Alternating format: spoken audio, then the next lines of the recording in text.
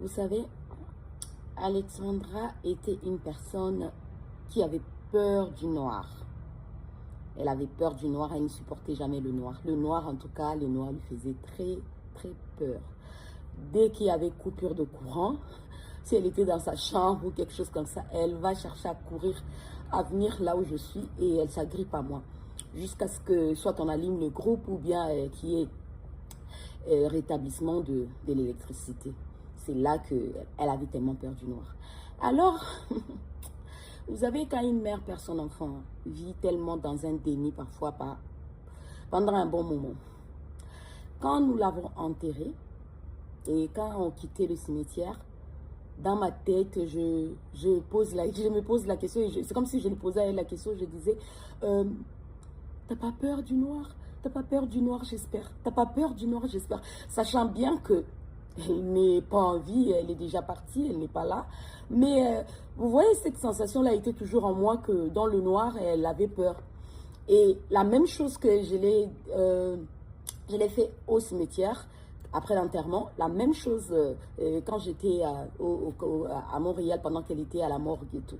Je disais toujours, t'as pas peur du noir? Et je disais à moi-même, elle a froid, elle a froid. Alors que c'était pas elle.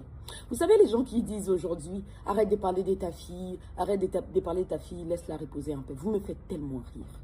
Incroyablement, alors incroyablement rire. Parler de ma fille m'est même conseillé par ma thérapeute.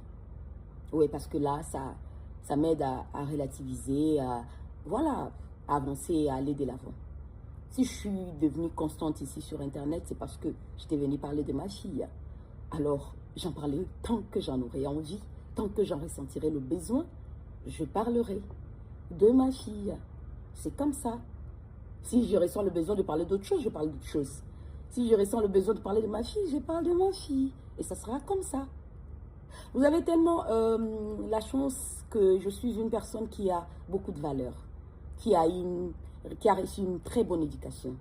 Voilà, mes valeurs ne me demandent pas d'être d'être mal poli. Et je comprends pourquoi il y a tellement de gens qui vous insultent ici, les gens vous insultent ici et tout. Je comprends, j'arrive à comprendre. Mais heureusement pour moi, vous avez quand même, je peux dire, cette chance-là. J'ai d'abord des bonnes valeurs, je peux dire ça. Et puis j'ai un mental fort, d'acier. Voilà. C'est comme ça. Donc les choses, c'est qui... Ça ne m'atteint pas, je regarde et je passe. Je fais ce que j'ai à faire. C'est ça en fait. Mais franchement, vous poussez parfois les gens à bout. Je comprends. Mais heureusement pour moi, en ce qui concerne ma fille,